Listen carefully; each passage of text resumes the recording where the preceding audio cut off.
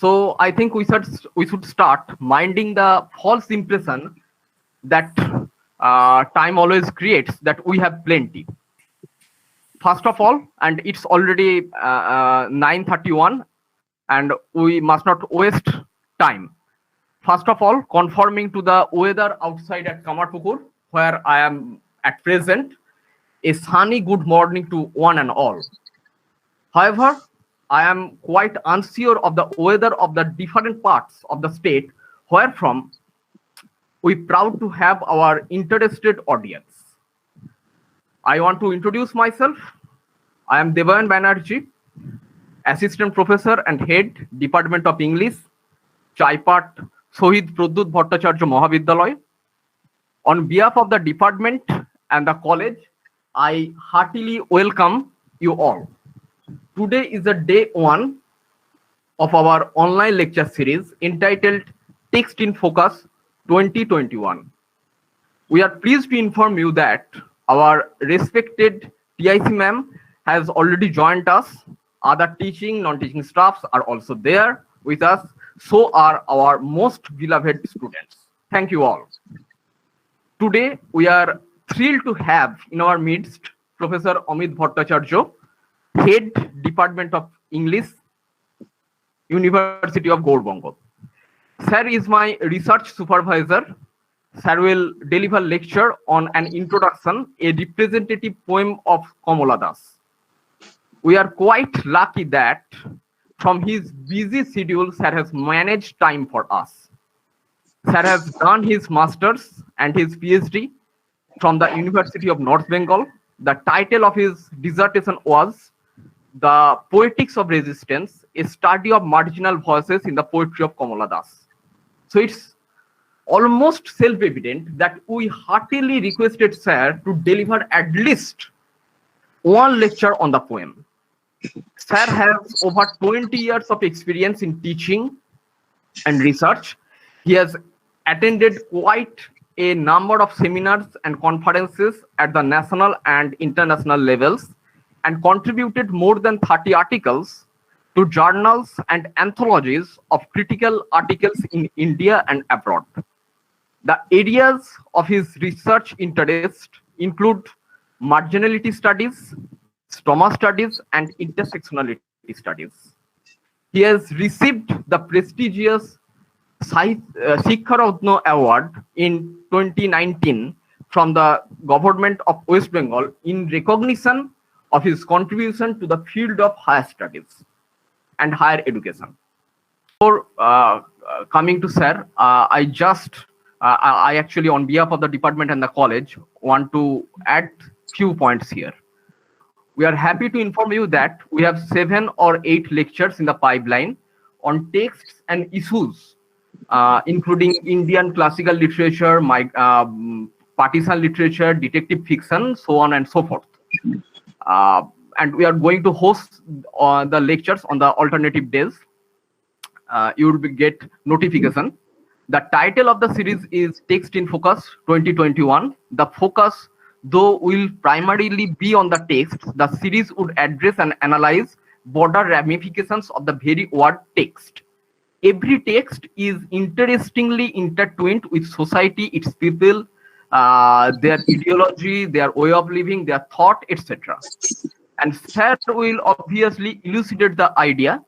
After the lecture, we have a brief question answer session, and I encourage and insist the attentive audience here to ask question after the session, followed by vote of thanks to be delivered by Susmita Banerjee, Faculty, Department of English, Chaipat, Shohid Pradyut Bhattacharya Mahavidyalaya. Thank you. Over to you, Sir. Well, good morning, bright ones. Well, cordial greetings from the Mango Land, Malda. Today, I am going to deliver the first lecture in the series Texts in Focus. And I have chosen as a topic of my discussion Kamala Das's poem and introduction. Now, I have tentatively titled the discussion as I Too Call Myself I. borrowing a line from the poem in focus. And it is going to be a close reading of the poem and introduction, which was first published in Kamala Das's first volume of poems, Summer in Calcutta, which was published in 1965. So I would like Shunandita to go to slide number 2. We all know that the fact that an introduction is there on your syllabus means that this poem is considered to be one of the representative poems of Kamala Das, as the esteemed teacher in church has pointed out. In fact, this is the most anthologized poem of Kamala Das. You know, this is a key poem in any discussion of Kamala Das's poetry, because not only does it address most of the concerns of Kamala Das as a poet, but also because it connects, giving the lie to Eliot's draconian bifurcation of the man who suffers and the mind which creates. This poem links the life and literature of Kamala Das. As a result,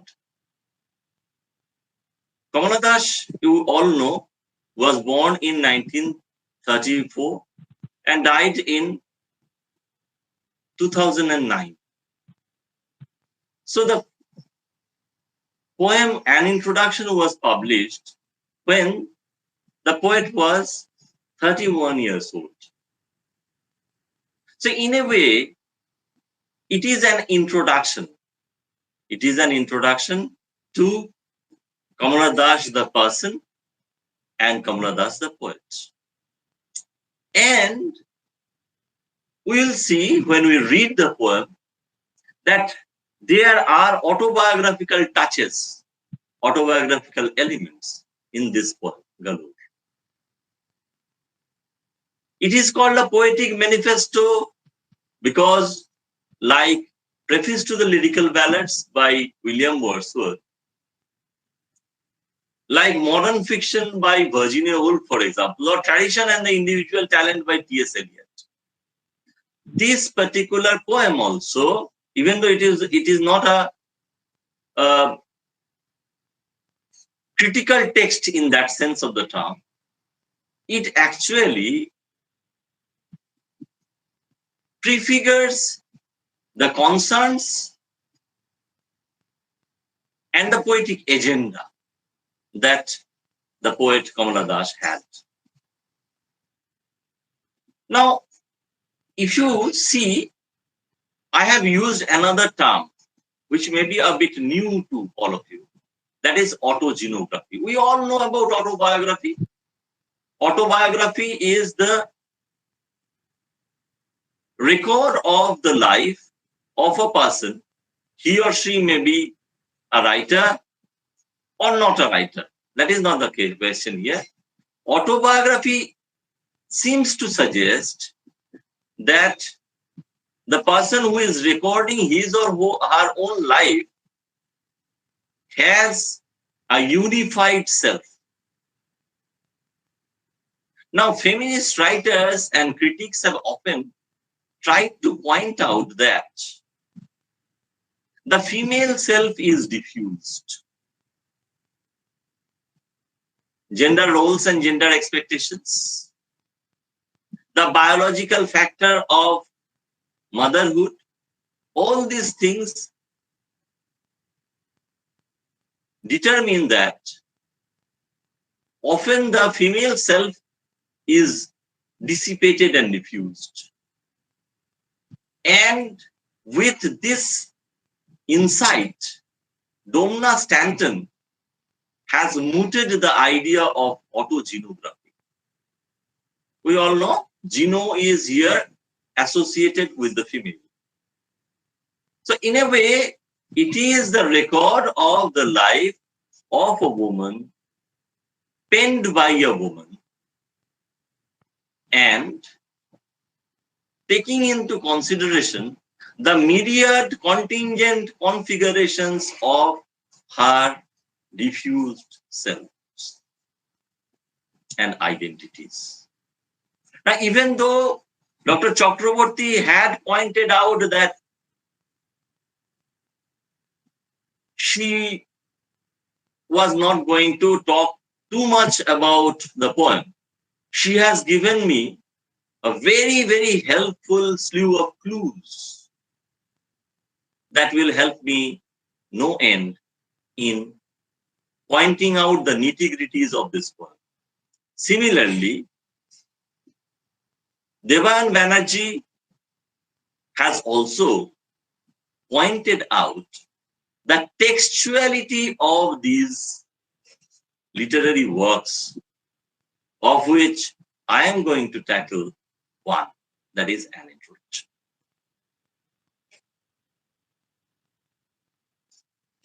20th century has bolstered the belief and the conviction that text cannot be read in a void. Contexts are there, whether we like them or not. Social, intellectual, political, and so on and so forth. So, we have to understand that this poem was written by Kamala Das in the 1960s, 17 or 18 years after India's independence. By referring to Nehru, our first Prime Minister, Kamala Das categorically dates the poem. So the context is, and the contexts are those of the 1960s. I will come back to this, and I will now request Shunandita to go to slide number 3. You know, let us begin reading the poem. The title of this slide is Politics, Knowledge and Participation. I will enlist the assistance of Gour, one of the students of the Department of English, University of Gour, PG Semester 4, who will read out the relevant portions of the poem. Gour. I don't know politics, but I know the names of those in power and can repeat them like days of week or names of months beginning with Nehru. Okay. Now, I have already circulated a preparatory worksheet among the students. And I told them to point out and highlight pronouns, verbs, and verb phrases. Now, I had a particular reason for that. Now, Kamala Das begins with a very, very bold statement. Bold and yet honest, as Dr. Chakraborty has pointed out. Sahoshi ebong sot. I don't know politics, but know the names of those in power. And using the simile, like days of the week or names of months. beginning with Nehru. As we go along, we will understand that the speaker is a woman persona, the persona of the poet, Kamala. So I don't know politics does not mean merely that it is a rejection of politics, a political identity. Rather, it points out a nefarious design of patriarchy. Women are neither expected to know politics, nor are they accepted in the domain of politics. But they can repeat the names of those in power. Obviously, this act of repetition has to be consequent upon the free act, the act of free will of the male counterparts. The males can know politics, they can participate in politics. Women are excluded from the political sphere, even though their lives are also governed by politics. But you know, repetition is the way you learn something. When we were kids, we repeated the written word and the spoken word. And thereby we learn to read. So repetition very, very subtly empowers. So today who repeats may tomorrow subvert the exclusivist discourse of Indian politics. And beginning with Nehru becomes very, very important in this context, because Nehru was at the head of those in power. But I will try to revisit this point. Please go to the next slide. Gaurav, the title of this slide is self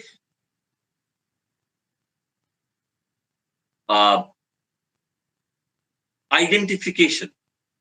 In a way, she is introducing herself. So it is a self-introduction. This self-introduction places and situates Kamala. She has done it temporally earlier. Now she is doing it culturally as well as spatially. Over to you, Gaurav. I am Indian, very brown, born in Malabar. I speak three languages, right into dream in one. Okay. I am Indian, born in Malabar, in South India. Very brown. So the national identity, the location, as well as the ethnicity of the poet speaker is pointed out. Very, very categorical. Even her linguistic competence is pointed out. I speak three languages: Tamil, Malayalam, and English. Right into Malayalam and English, let me tell you that Kamala Das was a bilingual writer who wrote prose fiction and memoir in Malayalam, and prose, poetry, drama, criticism, memoir, and so on and so forth in English as well. But the enigmatic part of this particular section is the question of dream. dream in one. Now, excuse me, this question of dream is paramount in significance. Why? Because we, as students of humanities and students of literature, cannot forget two things. Two speeches, one by Nehru at the independence of India, the Tryst with Destiny speech, a dream that a young nation, a newly independent nation, is going to realize the dream. At least the Indians will try hard to realize their dreams. And because this poem was published in 1965, we cannot actually shut our eyes to another epoch-making speech delivered by Martin Luther King Jr. in 1963. I have a dream. Martin Luther King was a civil rights activist. He was talking about the economic and civil rights of the black, the marginalized section of the US population. And the subject position of Kamala Das, the poet, is also that of someone who is a subaltern, who is a marginalized poet and a marginalized person. Marginalized because she is a woman. Marginalized because she is a very brown woman. We all know that surreptitiously we all think of applying Fair and Lovely or Fair. So light skin is always something to be coveted, and that is a socio-cultural reality or given. So you see, the idea of dreaming in one, in an interview, Kamala Das has pointed out that he had English in her mind. So she dreamt in English. Why? People like Keki and Darwala has actually, they have poked fun. They have pointed out that dreaming in English is a snobbish statement. But here, the activist side of Kamala Das cannot be ignored. The fact that she was Indian and not an Indian, as the native speakers of English would like to point out, not only points out the Indianization of English as Bruce King has indicated, but also situates Kamala Das. So whatever she says, whatever she thinks, and whatever she dreams are all to be contextualized with the help of this. English gave Kamala Das the chance of going beyond the merely Indian, to connecting with the cosmic all, with the world outside. And in a multilingual country like India, torn asunder by the debate of Tamil and Hindi, we all know that after independence there was a big fight. Hindi was almost forcibly imposed upon India, but because as an official language, but because the southern states objected, English was also kept on. So English is very, very important in the Indian context. It was important then, and it is also important now. whatever the revivalists may say, English is important. And as a result, dreaming in one becomes not only tenable, but also essential. As Niroj C. Chaudhary has pointed out that we love our solar system, but we are also entranced by the distant stars. It's not that we don't love India. It's not that we don't love the Indian vernacular languages. But at the same time, the possibility of connecting with a wider audience, with a wider readership, is something that we cannot ignore. Let's go to the next slide, please.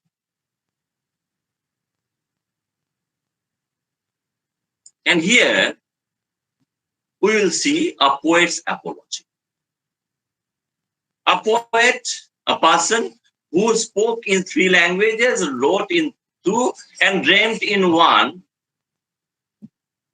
is forbidden to write in English. Why? Because this is not her mother tongue. So obviously, it becomes clear that she does write in English.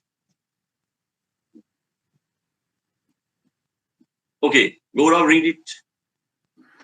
Don't write in English, they said. English is not your mother tongue. Why not leave me alone, critics? Just wait. Okay, don't write in English. Who said? They. Who are these persons? Obviously, the categorizers. One of the questions that I had set to help you prepare for this session was how many times is the word categorizers used and why? Why do you think? Yes, the word has been used once directly, but the word has been hinted at throughout the poem. They are the norm givers. The cultural categorizers, the social categorizers, the elders of the family, and so on and so forth. All are working under the sway of supremacist discourses like patriarchy, like patriotism, like ethnocentrism, and so on and so forth. Yes, I am using certain words that may be a bit difficult for you to understand, but I, as a teacher, think that you should try to find out, you should try to contextualize, you should try to participate in the meaning making exercise that the teacher and the students are parts of. The Acharya and the Shishya, while studying Brahma Vidya, should cooperate, and only then can the teaching learning process be complete. So I will dare you, I will challenge you, after this session, please look up these words. Patriarchy, you know. Patriotism, you know. Ethnocentrism, an opinion that ethnicity, Jat-Pat, Dharma, religion, race, caste, language, location, all these things, and physical features. We all know the Aryan features and the Dravidian features and the Austic features are different. And Indians, being members of a mixed race, Indians may have Aryan features, light skin and sharp features, or Dravidian features, dark skin, and in many cases, a bit blunt features and all that. So obviously, you have to understand that the question that because English is not the mother tongue of this poet, this upstart, she has to be forced to avoid writing in English. But in a subtle way, the command is twofold. Don't write in English subsumes, includes two commands. Don't write because you are a woman, and don't write in English because you are an Indian woman. Why? Because writing means fighting. Writing back means fighting back, and patriarchy over the ages has always tried to deny that particular empowering agency to women.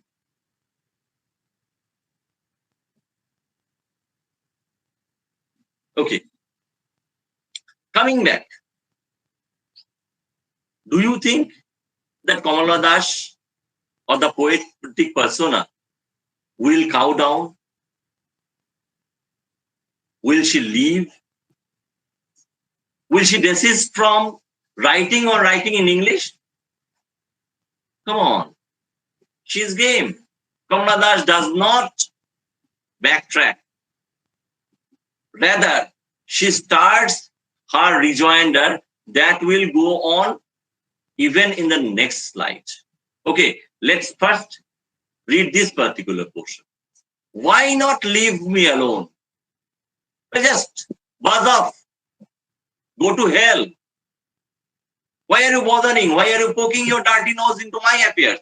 Whatever language I choose, whether I choose to write or shut up, that is my problem, not yours.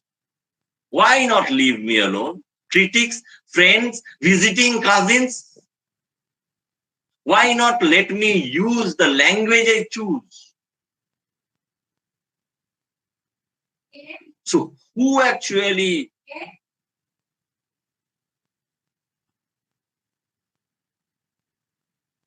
tell her not to write or not to write in English? Critics. Critics like Buddhadev Bosu, critics like Jyotirmoy Datta, and even Bhasha writers during the Nimrana controversy. We all know that. You know, this particular issue, whether Indians should write only in vernacular languages spoken in India, or they should also write, or they can write in English as well. This has actually baffled critics and writers. And often, Indian writers who use English for their literary creation, they have been criticized, debunked, looked down upon as being parasitic, porojibhi. You are not English, so why are you using English? You are being snobbish. These are the things that many have pointed out. And you know, post-colonialism has taught us that in newly independent countries, often the drift of social and cultural opinion is to go back to pre-colonial times. Because English was the erstwhile master's speech. Many pointed out, not only then, but also now, that English should be discarded. And this is not an Indian phenomenon as only. People like Ngugi wa Thiong'o in Africa, a famous writer, has also pointed this out. Many have pointed this out. They have tried to even abolish the English department. So what I am trying to point out is the bold and honest way that Kamala Das defends her choice of English. In one of her interviews to P.P. Rabindran, she said, what do you expect? Should I write in Serbo-Croat or in Swahili? I don't know those languages. English being common, English being the language I know, I use it. Full stop. Okay. It may be queer. It may be half English, half Indian, but it is honest. Let's go to the next slide. Now here, the woman persona tries to point out that there are two component parts to the literary production that she usually produces. Anisur Rahman has pointed out that there should not be anything demeaning about the fact that her language, her poetic language is half Indian and half English. She is an Indian woman, but she is writing in English. So obviously the linguistic literary component of her poetry is English. But at the same time, the question of sensibility should not be ignored. And as a result, we cannot ignore or underestimate the Indian side. And for her to write in English is as natural as cawing is to the crows and roaring to the lions, because this is the speech of a mind that is aware.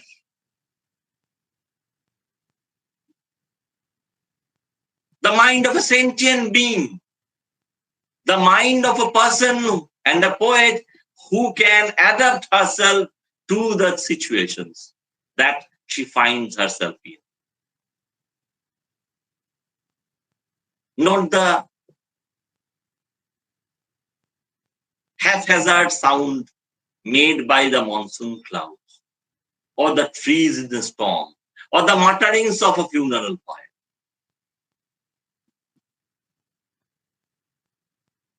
I hope you understand this much. Now, till this point in her poem, Kamala Das has talked about herself and her choice to write in English. Write and write in English.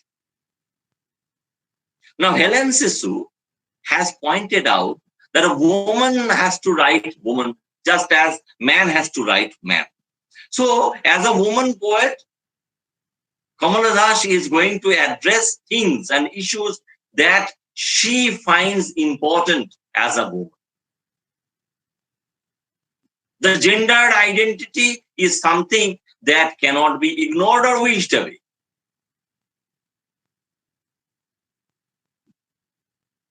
So now, in the arbitrarily divided second section of the poem that I have actually put before you for the sake of our convenience, we will read about Kamala Das, the person. Why is it important as a part of this particular poetic manifesto? Because whatever Kamala Das writes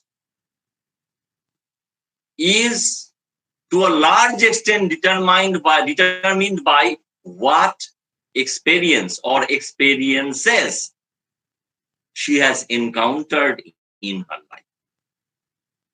Okay, next slide, please. Gour, read.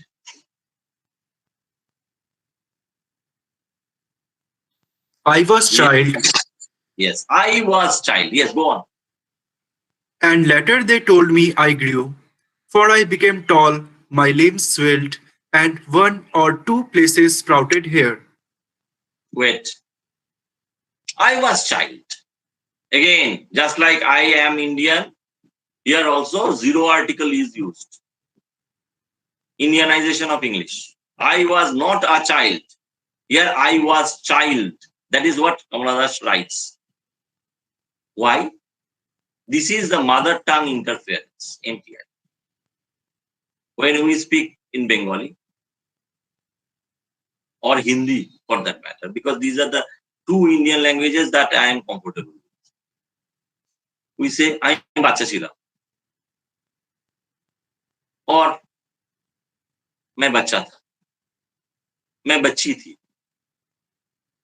So obviously, we do not use articles in such assertions. So I was child. Now, child is a gender neutral term. When I call someone a child, I do not express whether that person is a male child or a female child. But later, what happens? They told me that I grew. So my growth is monitored by society. Again, this is very important. And look at it. I have highlighted this they. It is red because it is the norm givers, the matobbars, murubis, who actually decide what we can do and what we cannot do. Who could say, don't write in English? Who decides? So they are those in power. Those in power. Okay, they are the powerful ones. They give the norms. Bidhan daya jara. So I was child, but later they told me that I grew. And how is that growth monitored? How is that growth measured? On physical terms. I became tall. Certain parts of my body swelled. And some parts sprouted hair, pubic hair. Because now the child is becoming a gendered being, a woman. The onset of puberty is here. Okay. So, this is monitored by society. And we all know in society, even today in 2021, when a girl, there are many girl students over here, you know, that when you grow up, the first thing that is mooted against you by this patriarchal society is, বড় হয়ে গেছে বিয়ে দিয়ে দাও. In this, the consent of the girl is neither accepted nor is it considered to be important. Okay, read it. When I asked for love, not knowing what else to ask for, he drew a youth of 16 into the bedroom and closed the door. Okay. You know, when I asked for love, acha, what do you ask for usually? Usually we ask for things that we don't have. So when I asked for love, not knowing what else to ask for, I asked for, I wanted, I craved, I begged culture, I begged society, I begged my family to give me something. Because love was the need of the hour. What did he do? And who is he? He is a representative of the they, the categorizers. Now, in a family, in a patriarchal society, in a family, who usually is the male pronoun he? Obviously, the father figure. And the father figure, he, now do remember this, there are many other types of he's. He drew a youth of 16 into the bedroom and closed the door. So obviously the context is that of premature marriage. The girl is even younger. Even the bridegroom is 16 years old. Even he is underage. So please try to understand. It is customary to find faults only with the male. But we have to understand that the male is as much a pawn of patriarchy, a pawn of culture, as is the woman. Certain things are programmed into you. What are the programmed things?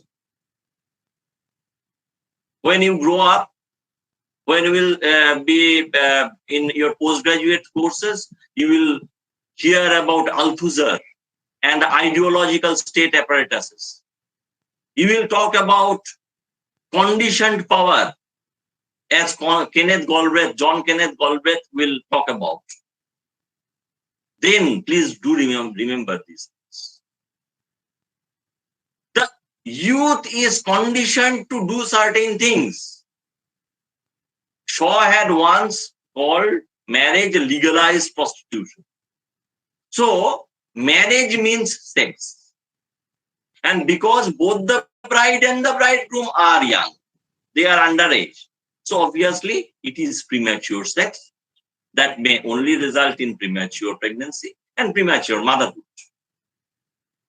When neither the boy nor the girl, neither the bride nor the bridegroom will be prepared, matured enough to understand and bear the burden that these things entail. And here, another thing is important.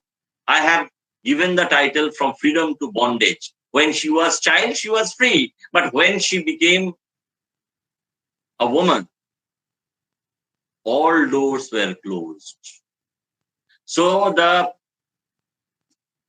gesture of closing the door of the bedroom by the autocratic male figure, the father figure, means that most of the avenues of freedom are denied to the young bride from now on. Let's go to the next slide, please.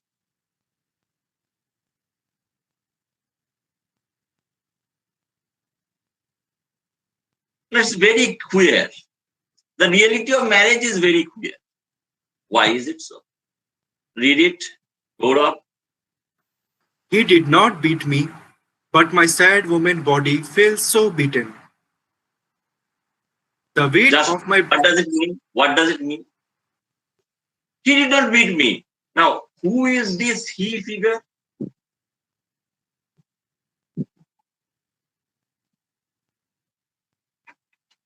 Think about it.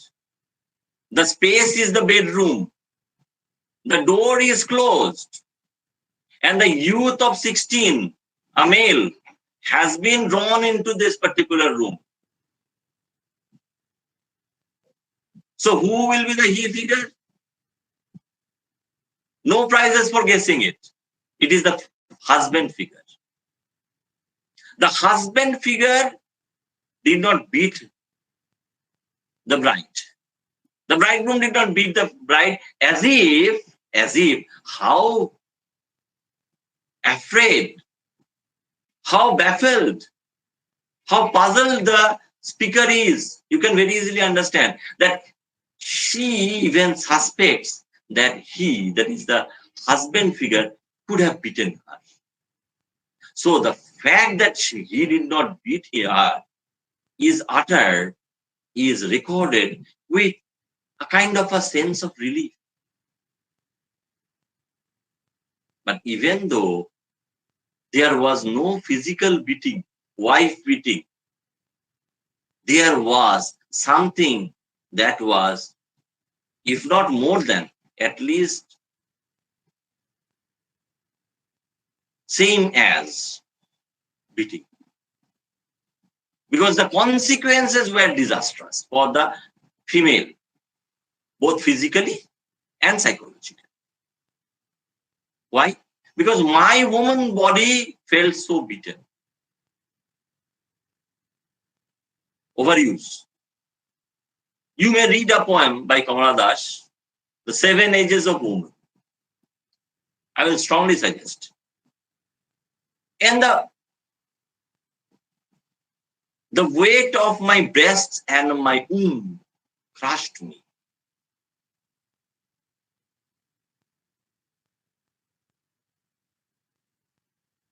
The male figure had sex with her.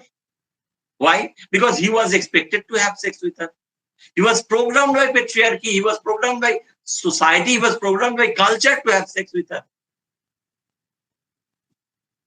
And the result was premature pregnancy.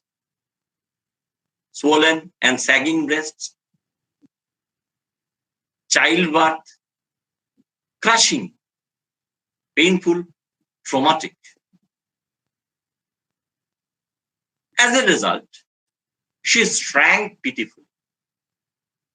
Now, this shrinking is not only somatic, it is not physical. It is also psychological. I will tell you to read another poem, The Old Playhouse by Kamala Das. Cowering beneath your monstrous ego. It is the speaker is the woman figure, the wife. And your obviously means the husband figure. Cowering beneath your monstrous ego, I ate the magic loaf and became a dwarf. So the magic loaf is the symbol of cultural norms and became a dwarf. A woman, as Dr. Chakraborty was pointing out, gets a raw deal from society in marriage. Even though she had asked for love, she had never bargained for these things. Love meant only that. But love here degenerates to lust and results in marriage, in pregnancy and motherhood.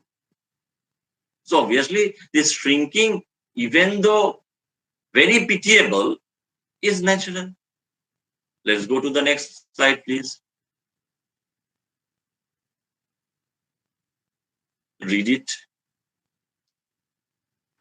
Then I wore a shirt and my brother's trousers, cut my hair short, and ignored my womanliness. Gour, what is the title of this slide?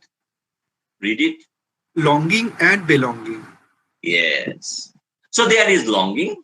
We want certain things. And we have to belong to particular places. This title will be explained when we have read this particular slide. Now, what have we understood about the speaker? She's a woman. She's a marginalized woman. But is it the sum total of our knowledge? No. She is a woman. She is a marginalized woman, but she is also a resilient. She doesn't throw in the towel. She doesn't surrender. She fights patriarchy back in its own point. Now here, Kamala Das is being very, very subtle. She says, recalling her own life, that when she was crushed by the weight of motherhood, she tried to ignore her womanliness. Now, many critics have pointed out this is actually, according to them, a concealment, an act of concealment, just as Shakespeare's heroines, like Rosalind, like Portia, or like Viola in Twelfth Night, have tried to evade male disguise and got power thereby. Does this act of wearing your hair short or putting on the trousers and shirt of her brother is it an attempt at concealment? Or is it an attempt to ignore? Now, sometimes what cannot be cured has to be endured. And the only way possible to endure certain bad things, obnoxious things, undesirable things, is to forget or to ignore. We ignore pain. We ignore social ostracism. All kinds of marginalization sometimes for our mental peace. But just as the woman is resilient, patriarchy is also relentless. Patriarchy very easily, culture very easily sees through this. So again, the categorizers cry out. They cry out. What do they cry out? What do they say? Read. Dress in saris, be girl, be wife, they said. Wait. So dress in saris. Don't dress in male attire. Be girl. Be wife. You are a girl. You are a woman. You are a wife. So don't do something that is not conducive to your identity as a wife, as a woman. Who decides? Again, patriarchy, culture. Okay. Go on.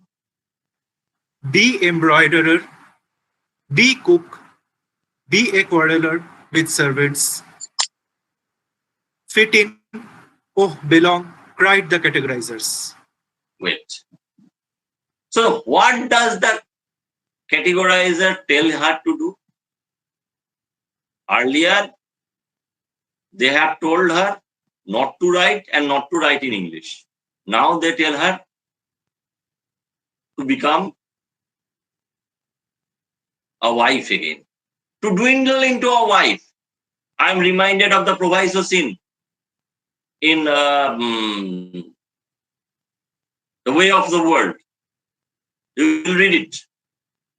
So they are telling you to be an embroiderer. Here you will hear about these things, my dear students. Gender roles and gender expectations.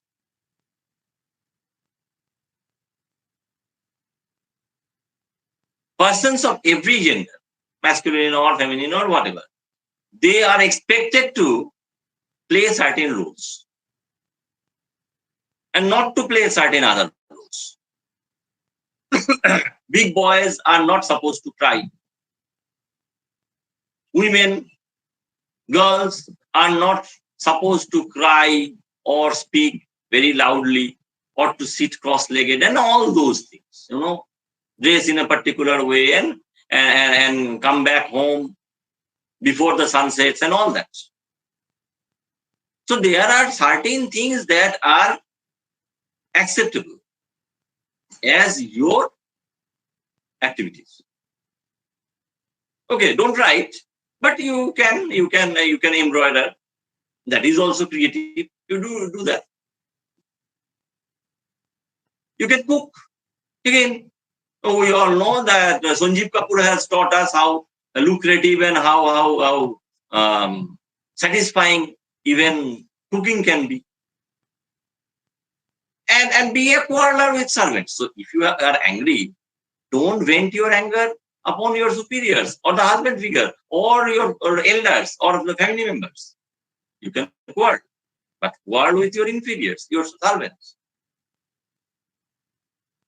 Often, patriarchy actually deceives women by giving them the dubious title, oh, you are the boss at home. Okay, we also do that. But hereby, patriarchy not only delegates certain bits of responsibility onto the shoulder of the women, but also they actually become free of those responsibilities. So it is not only empowerment, it is also escapism. Okay, be a parlor with cook. You have to choose a role and a name, because names are indicative of your gender. Names are indicative of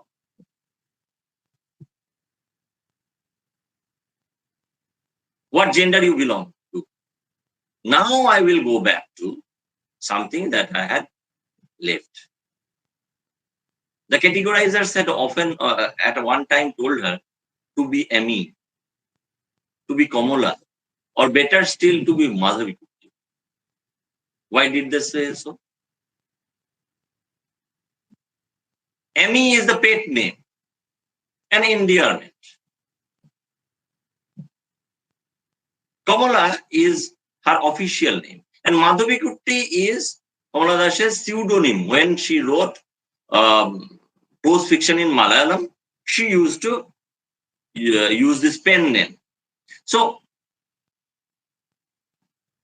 society actually tries to categorize, society tries to constrict women to a particular name and a particular role.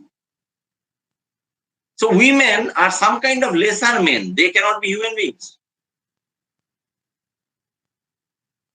That is what patriarchy tries to point out. Okay, read on. Yes, or belong, cried the categorizers. So next slide.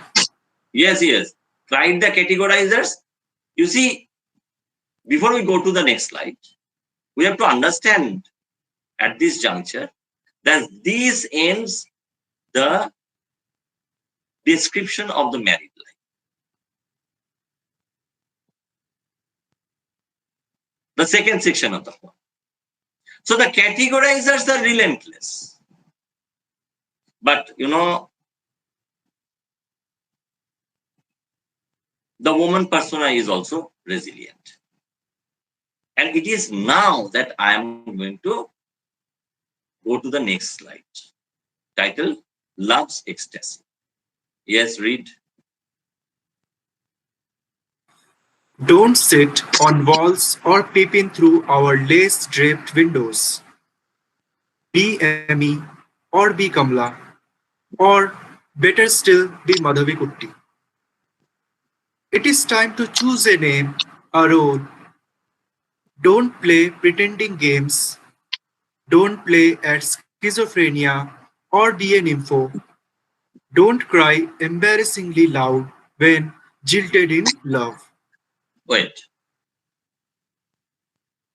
Well, some of you may have read Ghore Baire by Rabindranath, The Home and the World. You know, there also there was a big discussion about whether women should go out of the homestead, you know, the house, the protective place.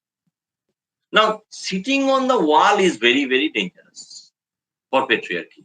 If a woman sits on the wall, that is the boundary between the home and the outside world. The woman can very easily jump either in or out.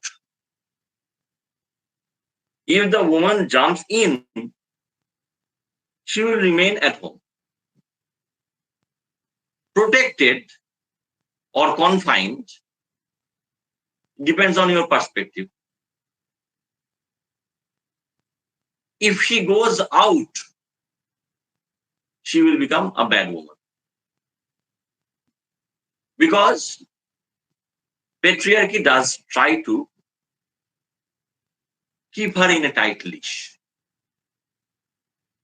I have already talked about the three names. But at the same time, just as the woman persona is told not to peep at, sit on the wall, she is also told not to peep into the rooms through the lace draped windows. The windows are draped with laces, curtained. Why? Because the woman is not supposed to see many things. Keep it in mind, because I will have to come back to this. A man has his needs. It is often said. Sexual desire is something that is denied to women, but that is condoned in men. Okay. B Kamala, better still be Madhavi Kutti and then read. It is time to choose a name, a role. Don't Because play. you are a woman, because you are a woman, you have to choose the name, and you have to play the role, perform the role of the wife, the mother, the caregiver, and the stay at home. Yes, go on. Don't play pretending games. Yes, don't play pretending games like writing in English, or trying to put on male attires. Don't try to fight us. If you are quiescent, if you are tolerant, if you accept the dictates of patriarchy, you will be accommodated, you will be accepted, you will be called in one of Rabindranath's poems, Mukti. The woman says, তাই তো সবাই বলে আমায় লক্ষ্মী সতী ভালো মানুষ অতি. So if you actually follow the dictates of patriarchy, you will be Lakshmi সতী ভালো মানুষ অতি.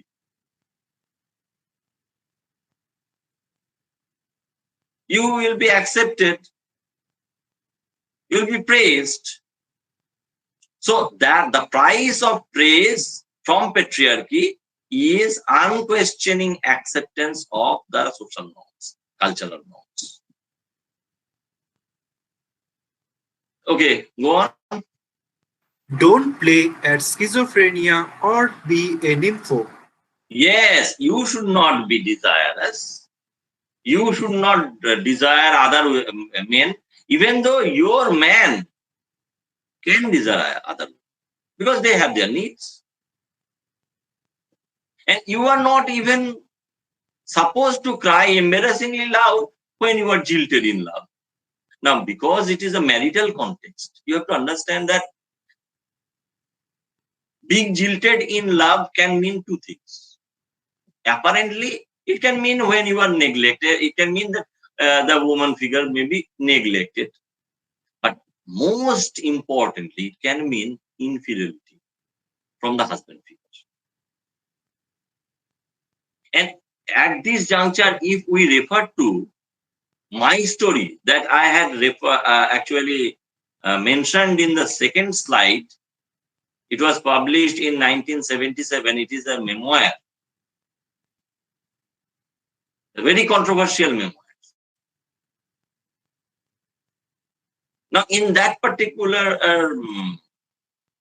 text, Kamala Das had pointed out that often her husband used to talk about sexier women and even flaunt his homosexuality. He would draw a youth, another male, into the room and shut the door. And so, sexual peccadillos were very common for the male folk. But you know, the woman is not supposed to have any desire. If he desires, again, legalized prostitution, you know, the female sexuality has to be controlled. It has to be reserved for the male, for the husband only. Her male, no other man. But again, the woman person is a tigress. She fights. Let's go to the next slide. Love's ecstasy.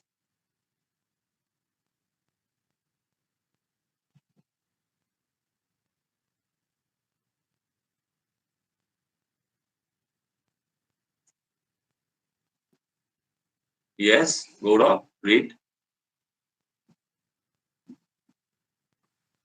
So slide has not been changed yet.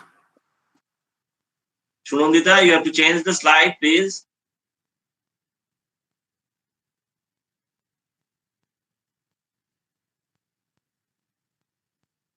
Yes, sir.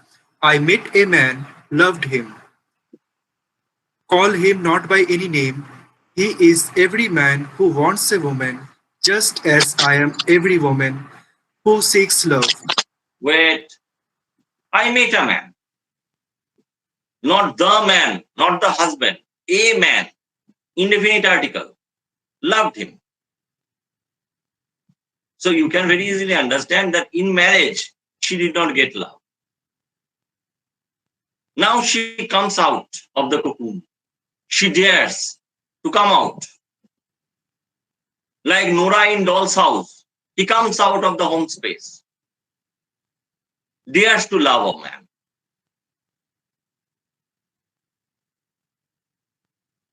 Becomes adulterous maybe. Like Hester Prynne in The Scarlet Letter. But she tells us not to actually identify or categorize that particular male.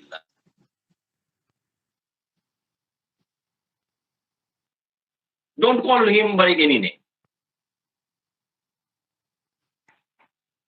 For a change, this request is from the woman speaker and not an instruction from the categorizers. Call him by no name.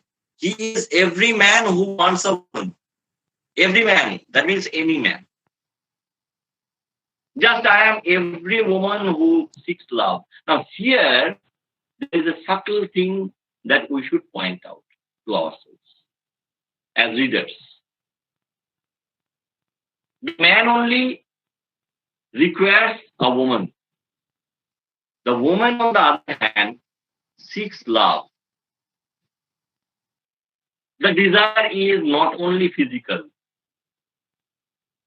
it is a psychological desire for love, for understanding. But my dear students, do you think in this patriarchal society she can get that particular kind of understanding? Let's see. Okay, go on. In him, the hungry haste of rivers. In me, the ocean's tireless waiting. So in a way, it is a hint at sexual act. But is it only that? The hungry haste of the river is counterpointed by the patient waiting of the ocean. Yes, on the one hand, it alludes to the active male and the passive female. But at the same time, don't you think it also alludes to an intellectually more advanced female? Remember this. She is not only a person, she is also possessed of the exemplastic imagination as Coleridge would have us believe. She's a poet. She's intellectually, psychologically, spiritually more mature than the lover figure. Let's go on. Who are you? I ask each and every one. The answer is, it is I. Wait. Now, what is the title of this particular slide? A male prerogative. Yes. The male figure has always certain prerogatives, certain rights that are denied to women. Visheshadhikar. Who are you? Who asks? The woman speaker. So whom? Obviously the male figure, the third he, the lover figure. This lover figure, at one time, the woman had said, don't call him by any name. Because then it was only the first rapture of the first ecstasy of love. But now there is some kind of realization, a need for mooring your affections. And that's why she asks, who are you? The answer is always, it is I. Obviously, a male I. Because the person who asked the question is the woman. And the person who is asked the question is the man. So this I is a male I, very confident, culturally accommodated, promoted. Go on. Anywhere and everywhere, I see the one who calls himself I in this Hey, world. look. This is a very important thing. Here, the woman speaker deliberately uses the male reflexive pronoun himself. So the fact that we consider that I as male I is correct. That male I, the lover I, is part of the male. So they are treated society by culture in a particular way. They deny to women. Now, this is something you have to understand. From the very beginning, who had power? Who wielded the power? People like Nehru, people like the father figure he, people like the husband figure he, people like the lover figure he, and even the categorizers. Whether they were all male is not important. They were all imbued with, they were all co-opted by patriarchal values, patriarchal norms, patriarchal perspective. Okay, go on. In this world, he is tightly packed like the sword in its sheath. Now, Torwaler khap. So he is tightly packed. He is comfortably accommodated by society.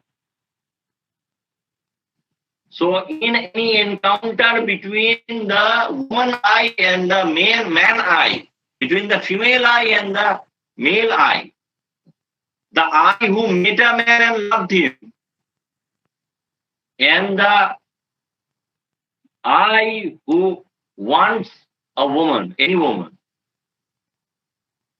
there is some kind of difference of status. We'll come to that in the next slide. Please.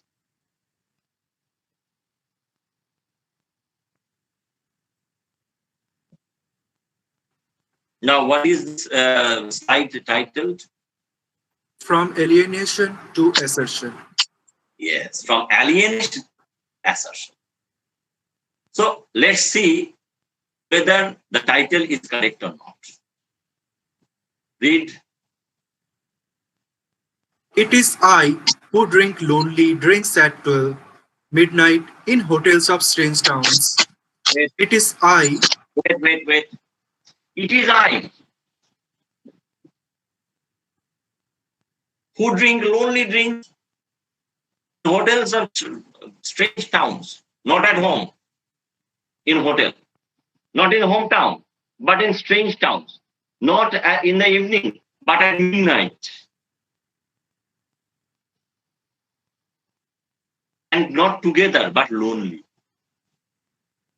So, the person, the woman speaker, who had dared to come out of the protective cocoon of home and heart, of family, has now to pay the price for her humanity. She has to drink lonely drinks. Now she even rejected or left or abandoned by the male. That is what we come to understand or guess at any rate. Yes, go on. It is I who laugh. It is Yes, I. this is just wait. Who laughs? When do you laugh? Do you only laugh? Do you only smile when you are happy? तुम इतना क्यों मुस्कुरा रहे हो? क्या गम है जिसको छुपा रहे हो? Goes the famous song. So there is a marvelous grin. Why? Why does the woman speaker laugh? Because she has seen through the facade. She has seen through the discriminations that she, being a woman, is subjected to. I make love and then feel shame. So when I actually dare to go against patriarchy, by making love, by desiring, by asserting my identity and my will, we can only feel shame. Now, shame is, you can very easily understand, shame is a social construct, yes or no? Something that is shameful in one society may not be shameful in another society. You think about dress, you think about dress, you think about culture, you can easily understand what I am trying to point out. Yes, feel shame and then go on.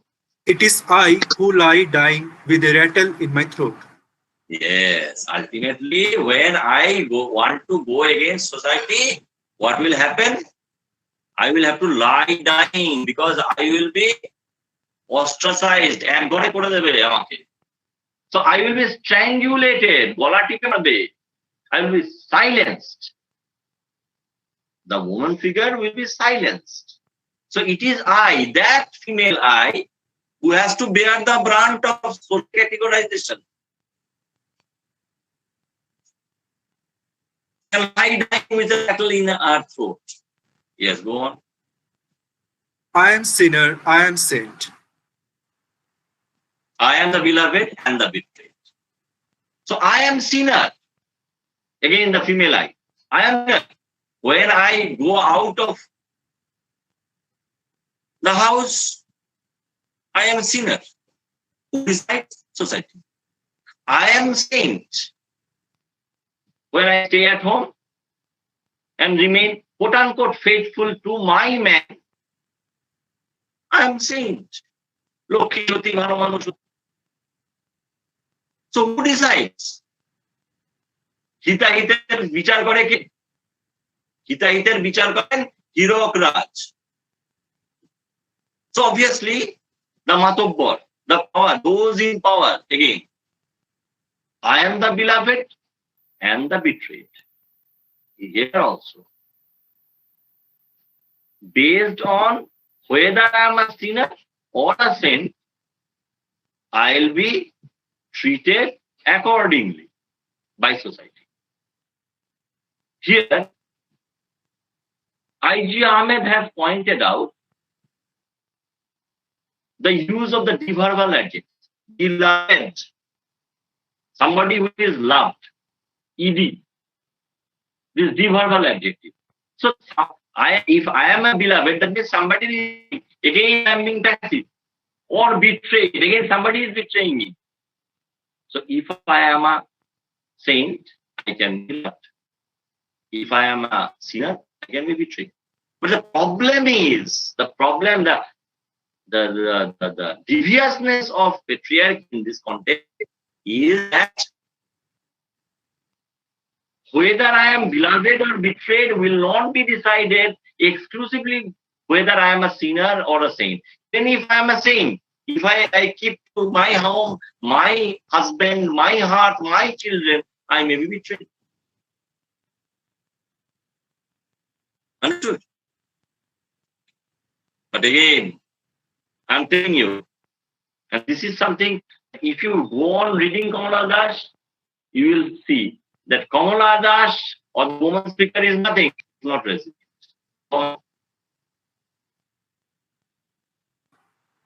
I have no joys that are not yours, no aches which are not yours. I too call myself I. I have no joys which are not that are not yours, no sorrows that are not yours. So you have to understand. Now he is arguing with society, with culture, with patriarchy. Now we have the common humanity. Our joys are same, our sorrows are same, our desires, our fears are same. And I call myself I.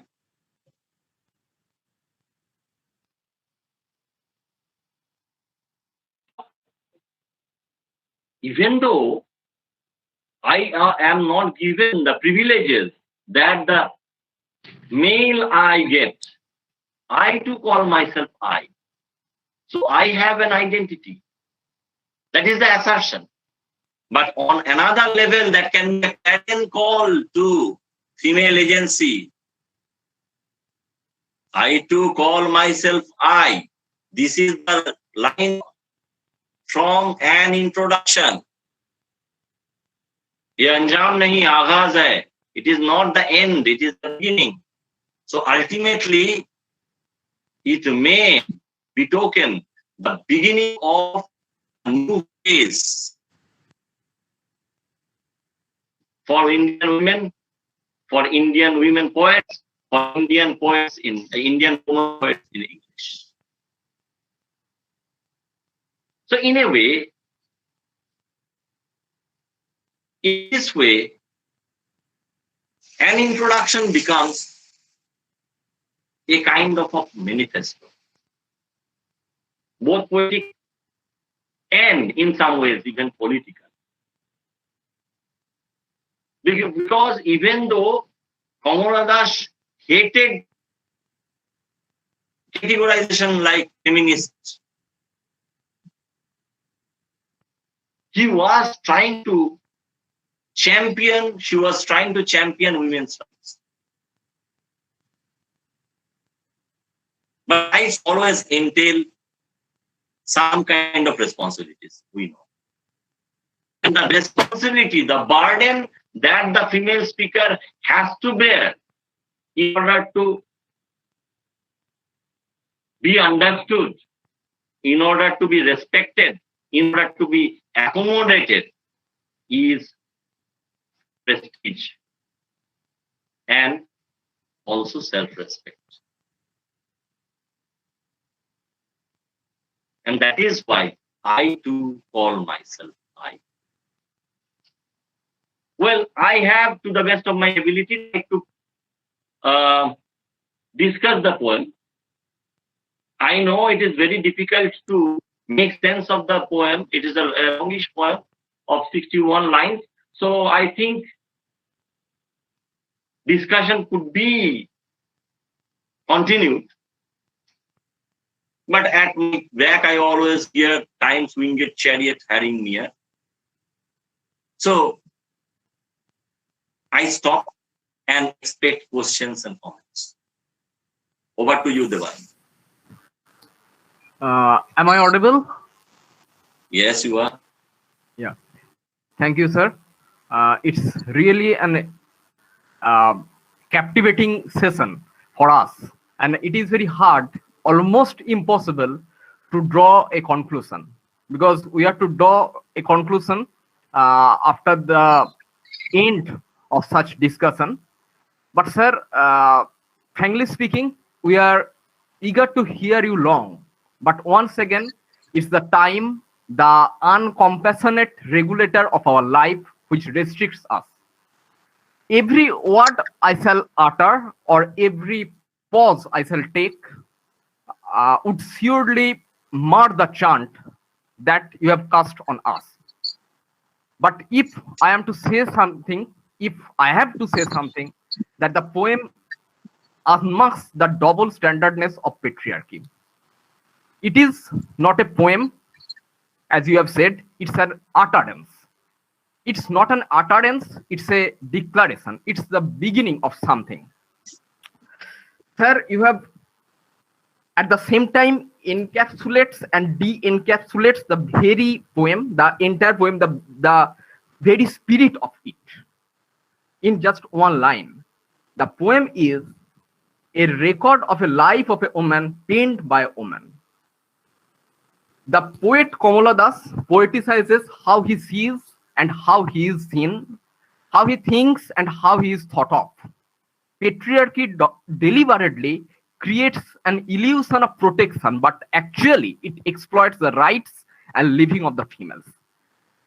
That's a very minimum effort from my end. I can't say long after your such captivating discussion, and I open the session for question and answer session. And so I think we should start minding the false impression that time always creates, that we have plenty. First of all, and it's already 9:31, and we must not waste time. First of all, conforming to the weather outside at Kamarpukur, where I am at present, a sunny good morning to one and all. However, I am quite unsure of the weather of the different parts of the state wherefrom we proud to have our interested audience. I want to introduce myself. I am Devayan Banerjee, Assistant Professor and Head, Department of English, Chaipat, Shohid Pradyut Bhattacharya Mahavidyalaya. On behalf of the department and the college, I heartily welcome you all. Today is the day one of our online lecture series entitled Text in Focus 2021. We are pleased to inform you that our respected TIC ma'am has already joined us. Other teaching, non-teaching staffs are also there with us. So are our most beloved students. Thank you all. Today, we are thrilled to have in our midst Professor Amit Bhattacharya, Head, Department of English, University of Gour, Bengal. Sir is my research supervisor. Sir will deliver lecture on an introduction, a representative poem of Kamala Das. We are quite lucky that from his busy schedule, Sir has managed time for us. Sir has done his master's and his PhD from the University of North Bengal. The title of his dissertation was The Poetics of Resistance, a study of marginal voices in the poetry of Kamala Das. So it's almost self-evident that we heartily requested Sir to deliver at least one lecture on the poem. Sir has over 20 years of experience in teaching and research. He has attended quite a number of seminars and conferences at the national and international levels and contributed more than 30 articles to journals and anthologies of critical articles in India and abroad. The areas of his research interest include marginality studies, stoma studies, and intersectionality studies. He has received the prestigious Shiksha Ratna Award in 2019 from the government of West Bengal in recognition of his contribution to the field of higher studies and higher education. Yeah, so there is a question from Novida Anjum. He wants to ask how we should address Kamala Das, a feminist writer or a post-colonial writer, based on the poem you have discussed. Now, in a way, it is very difficult and even counterproductive to categorize creative writers because they are not critics. Yes, Kamala Das in her poetry has shown many facets of feminist as well as post-colonial stances, you know. So there are certain colonial very issues that can be discussed from a post-colonial perspective. And there are other issues that are actually very easily discussed from a feminist perspective. Now, you have to understand one thing. Kamala is an Indian writer, a woman writer, a Dravidian writer. So she was marginalized. And she was also a writer from the third world. So obviously, she has concerns that coincide with the feminist, those of the feminists and those of the post-colonial writers and post-colonial critics. Okay, sir. Thank you, sir. So there is another question from Sahana Parvin, our student from 6th semester. Yes. She wants you to elaborate once more the concept of autogenography. Yes, good. Autogenography, my dear friend, you have to understand, is a kind of a new concept mooted by Domna Stanton. It is in a way similar to, but different from autobiography. We all know that in autobiographies, it is the person whose life is being recorded is the recorder. So if I am writing about my own life, it becomes a kind of an autobiography or atto-jiboni. Here, jiboni is important and atto is also important. Now, what Domna Stanton in her book, The Female Autograph, has pointed out is that, you know, in most cases, autobiography is in some ways a construct. You know, here the self being talked about and the self talking about, মানে যে লিখছে এবং যাকে নিয়ে লেখা হচ্ছে সে যেহেতু এক, তাই the person and the character in the autobiography, it is assumed their selves are uniform and unique, unitary, এক ও ভিন্ন, এবং in a way it cannot be divided. কিন্তু মহিলাদের ক্ষেত্রে কি হয়, তাদের যেহেতু অনেকগুলো রোল সবসময় প্লে করতে হয়, এই মহিলাদের লেখায় এটা কিন্তু সবসময় বলা হয়েছে, ভার্জিনিয়া উলফ থেকে শুরু করে সিমেন ডি বুভুয়ার সবাই কিন্তু একটা কথা বারবার বলেছে, যে মহিলাদের লেখায় যেহেতু তাদের অনেকগুলো রোল প্লে করতে হয়, তাই তাদের যে conception of self that becomes diffuse. সেই জন্যই to accommodate that diffuseness, that Domna Stanton talks this concept of autogenography. Often another related term promoted by post-colonial, especially post-colonial feminist critics, testimonial. That is a kind of testimony. But you know, because women's lives are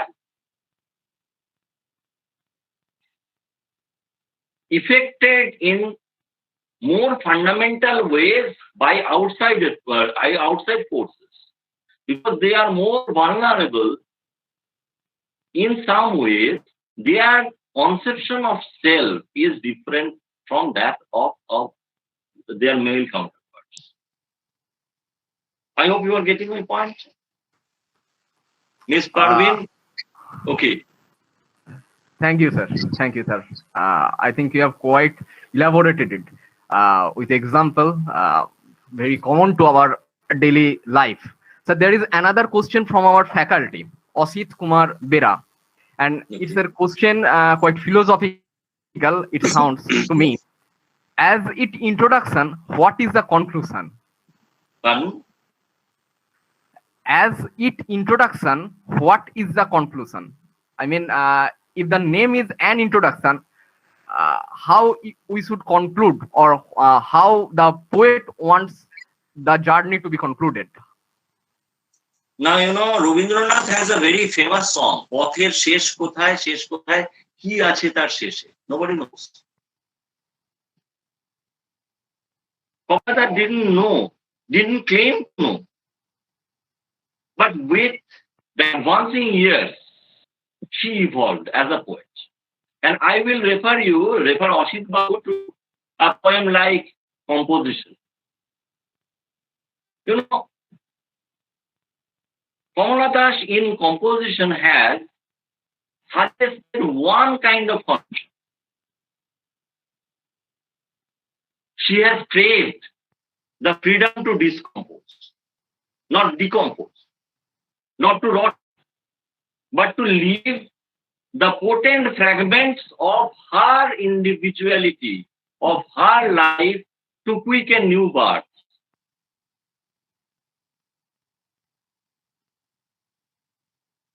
So with this, she didn't crave for dissolution. শেষ হয়ে যাক চাননি, নতুন শুরু হোক। সুমনের সেই গানটা আছে না, সন্ধে নামার একটু আগে পশ্চিমে নয় পূবের দিকে মুখ ফিরিয়ে ভাববো আমি কোন দেশে রাত হচ্ছে টিকে। Because the question was philosophical, I would like to answer this in this way. Thank you, sir. If you have any question, please ask, but we think we are running out of time, and that's why with permission, with sir's permission, I request Susmita Banerjee, our Susmita Di, to give vote of thanks. Susmita Di, please, over to you. Okay. Good morning, everyone. It's an honor me to have been asked to offer a vote of thanks in this session, in this online session named Text in Focus 2021-20. And on behalf of my college and my from the faculty, Department of English, I'm expressing my gratitude to our guest, Mr. Amit Bhattacharya, head of the Department English, Gour Banga Mahavidyalaya, and for sharing his graceful words with us. And we have been honored, very much fortunate to have him with us, and who for today session who throws a clear light on the on Kamala Das, and I take this opportunity or occurrence to thank our TIC ma'am, Sheila Chakraborty madam, for representing his valuable views and leading supervision. And I must remark project gratefulness to IQAC, Internal Quality Assurance Cell, for their consent and their continuous supports. And I want to extend my generous thanks to Manoj Bhaumik and Ujjwal Chaudhary sir for helping technically to conduct our session. And I am also thankful to all the participants and our beloved students for attending the session. And once again, I would like to state that we are glad to have our speaker, and thank you for being with us. Thank you and have a great day ahead. Thank you, Susmita Di. Thank you. Thank you everyone for your valuable time. Thank you, sir. I think we call it a day, sir. And here we end the session. Stay safe, as always. Thank you everyone.